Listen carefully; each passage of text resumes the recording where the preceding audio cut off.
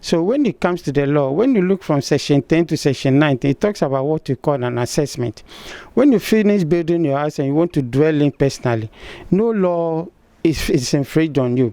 But when it comes to mine, I want to commercialize this premises or apartment, you first need to contact the rent control department, where we will come and do an assessment. The assessment is where we'll look at the materials you use, the location of the premises, and the features, your property rate, and all those things. We consider all those things, and then we come out with a rent, a monthly rent for a period of 2 years. So after the 2 years, you can come back as a landlord to do what we call reassessment. So within the period, you, the landlord, has no right to be increasing rent 6 months, 1 year, no, without coming to rent control department. When you do that, you are infringing on the act, which you can be sanctioned. There's another option that the tenant can also come and apply for this assessment. If the tenant thinks that the price is paying or the rent is paying is too much, he can come to the rent control department and apply for this assessment, whereafter we will give a certificate to both landlord and tenant for a period of 2 years. So now landlord has the right to be increasing rent as and when he or she wishes. In all cases, no landlord has the right to increase that rent without coming to the rent control department for us to do reassessment.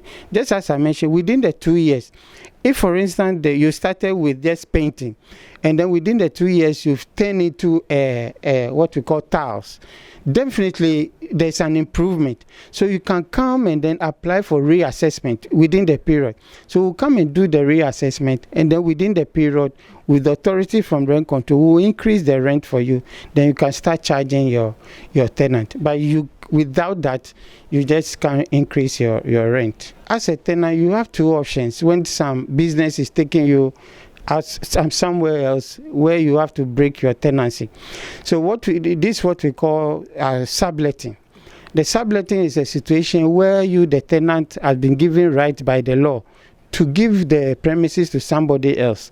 Then you get your money for the period that you are left with. But before you do that, you have to sit down with the landlord for him to give you authority before you can sublet. And the subletting, the issue there is that when you are left with 4 months or 3 months, you cannot sublet beyond that. Okay, so when the landlord has given you authority, that is one. You can also not sublet more than your period.